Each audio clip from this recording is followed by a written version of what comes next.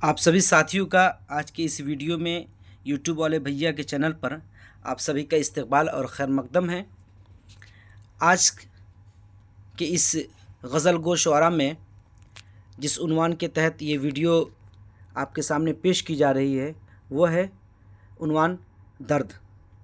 ठीक है, ख्वाजा मीर दर्द जो NCERT की किताब है उस किताब के हवाले से आपके सामने पेश की जा रही है। ये आपके वीडियो BPSC Tier 3 में DSSB में मानू B.Ed इंट्रेंस जो होता है उर्दू से, उसके लिए बहुत कारआमद साबित होगी। इस चैनल को आप सब्सक्राइब कीजिएगा और ज़्यादा से ज़्यादा अपने साथियों में शेयर कीजिएगा।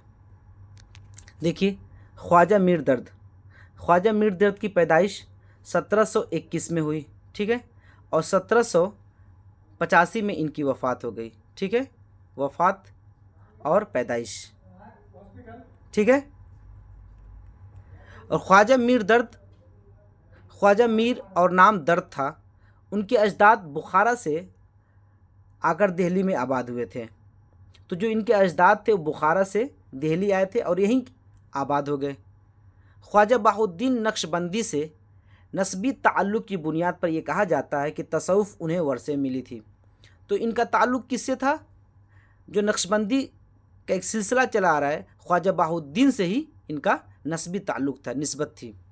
ठीक है, नसब वहीं से इनके मिलता है।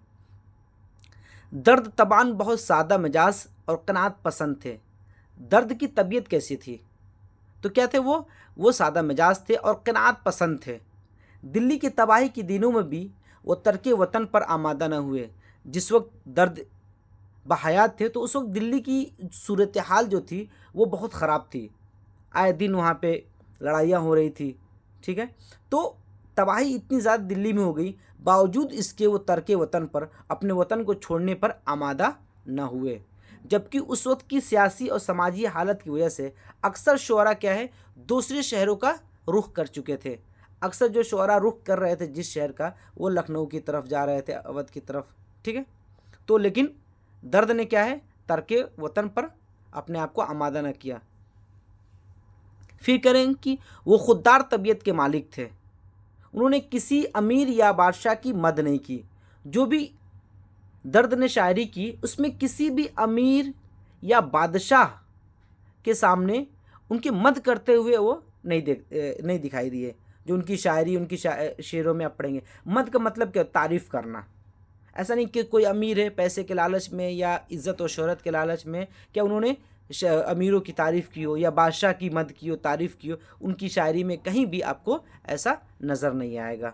ठीक, फिर देखिए, उनके कलाम में तसव्वुफ़ का रंग नुमाया है। इसी वजह से जब उनके कलाम में सबसे बहुत ज़्यादा तसव्वुफ़ है तो इनको तसव्वुफ़ का शायर भी कहा जाता है। ठीक है, ये याद रखिएगा कि ख्वाजा मीर दर्द को तसव्वुफ़ का शायर कहा जाता है। वो ज़िंदगी की पेचीदा मामलात और नादिर ख़यालात को कामयाबी के साथ अदा करने पर कादिर थे। शेरी सिनातों के गैर ज़रूरी इस्तेमाल से परहेज़ करते थे। मतलब कि जो सिनातें होती हैं अशार के, ऐसा नहीं कि बेवजह भी उसको इस्तेमाल कर रहे हैं, ज़बरदस्ती उसमें शेर के अंदर शामिल कर रहे हैं, तो इससे वो परहेज़ करते थे। जहाँ पे जिसकी ज़रूरत होती थी जितना, उन्हीं सिनतों का वो इस्तेमाल करते थे। गैर ज़रूरी सिनतों को अपनी शायरी के अंदर शामिल करने से वो परहेज़ करते थे। फिर क्या है, इस्तिआरात और तशबीहात के बरमहल इस्तेमाल से शेर की हुस्न और उसकी मानवियत में इजाफ़ा करने का फ़न उनको खूब आता था। इस्तिआरात का इस्तेमाल करते थे और तशबीहात का, और बरमहल इस्तेमाल करते थे कि जहाँ पे जिस चीज़ की जितनी ज़रूरत है उसका वो ख्याल रखते थे। और इसी वजह से उनके शेर के अंदर हुस्न पैदा हुआ, और शेर की मानवियत में इजाफ़ा हुआ, और इस चीज़ का फ़न उनको बखूबी आता था कि किस चीज़ की कब कितनी ज़रूरत है उसका ख्याल रखते थे। उनके कलाम में ख़ैरात की पाकीज़गी नज़र आती है।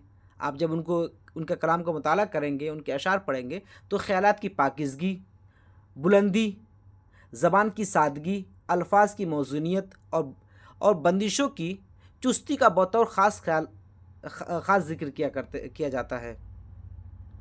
फिर क्या है कि दर्द ने छोटे बहरों में यहाँ पे जो बहर बड़ी हाथ से होगा, बहरों में بہروں میں رواں اور پر اثر غزلیں کہیں، کہ چھوٹی چھوٹی بہروں میں کیا ہے درد نے اکثر شاعری کی ہے. ٹھیک ہے، یہاں پہ بڑی ہاتھ سے کر لیجیے گا بہر. درد نے کیا کہ جو بھی اشعار کہیں چھوٹی چھوٹی بہروں میں کہی ہیں، اور اس کو بہت رواں رکھا. ایسا نہیں کہ زبان چھوٹی بہر کہہ رہے ہیں تو زبان سے آپ اس کے غنائیت ختم ہو جا رہی ہے، اس کا فلو ختم ہو رہا ہے. نہیں، اس کا خیال رکھا کہ وہ زبان پہ رواں دواں رہے. بہت سے لوگ ہوتے ہیں کہ شاعری کرتے ہیں چھوٹی بہروں میں تو اس کی روانگی ختم ہو جاتی ہے، لیکن اس کا انہوں نے خاص خیال رکھا کہ چھوٹی بہر میں بھی اگر غزل کہہ رہے ہیں، اشعار کہہ رہے ہیں تو اس کے اندر روانگی ہو، تو اس کا بھی انہوں نے خاص خیال رکھا. پھر کیا کہہ رہے ہیں کہ خواجہ میر درد کو تصوف کا اہم شاعر کہا جاتا ہے. اگر آپ کے سامنے سوال آئے کہ تصوف کا شاعر کون ہے تو آپ یہ ٹک لگا دیجئے گا کہ تصوف کا شاعر خواجہ میر درد ہے، اس میں کوئی شک نہیں ہے. آپ کو NCERT کتاب میں یہ چیز مل بھی جائے گی. پھر کہہ رہے کہ ان کی شاعری کا بڑا حصہ عشق حقیقی کے عناصر سے لبریز ہے. اگر ان کی شاعری کا آپ مطالعہ کریں گے تو کہیں اکثر دیکھیں گے کہ ان کی شاعری میں عشق حقیقی بہت زیادہ عشق حقیقی کا بیان کیا گیا ہے، لیکن اس کے ساتھ ساتھ عشق مجازی کی بھی جھلک ان کے کلام میں دیکھی جا سکتی ہے. ایسا نہیں کہ صرف عشق حقیقی کو ہی بیان کیا ہو، ساتھ ساتھ انہوں نے عشق مجازی کا بھی تذکرہ کیا اپنی شاعری میں. اور عشق حقیقی اور عشق مجازی کہتے کسے ہیں؟ خدا کی محبت کو. جب ہم اپنی محبت کو خدا سے ظاہر کرتے ہیں، خدا کی محبت کو ہم ظاہر کرتے ہیں تو اس کو عشق حقیقی کہتے ہیں. کہ وہ محبت، وہ عشق جو انسان کا خدا سے ہو تو اس کو عشق حقیقی کہیں گے. اور وہی محبت اور عشق اگر دنیا والوں سے ہو، لوگوں سے ہو، تو اس کو ہم عشق مجازی کہیں گے. یہ دونوں کو فرق آپ اپنے ذہن میں رکھیے گا. عشق حقیقی کہ جب ہمارا عشق خدا کے تئیں ہو، خدا سے ہم ظاہر کریں اپنے عشق کا، تو اس کو عشق حقیقی. حقیقت میں محبت ہم اللہ سے کرتے ہیں، خدا سے کرتے ہیں، تو یہ عشق حقیقی ایسے یاد رکھیے گا. اور عشق مجازی جب انسان دنیا والوں سے ہم اپنی محبت کا اظہار کرتے ہیں تو اس کو عشق مجازی کہتے ہیں. سوال آپ کے اکثر عشق مجازی اور عشق حقیقی کا، تو اس طرح سے آپ اس کا جواب دے سکتے ہیں. ٹھیک ہے، اور یہ جو مواد آپ کا کانٹینٹ جو لیا گیا ہے، کتاب ہے ایک گلزار اردو جو 9ویں جماعت کی ہے. ٹھیک ہے، 9ویں جماعت کی اس سے لیا گیا ہے. میں یہاں پہ حوالہ دینا بھول گیا ہوں تو آپ اس کو یاد رکھیے. پھر دوسری جو کتاب ہے گلستان ادب. ٹھیک ہے، ان دونوں کتابوں کی مدد سے خواجہ میر درد کے اس عنوان پہ بحث کی گئی ہے جو NCERT کتاب ہے.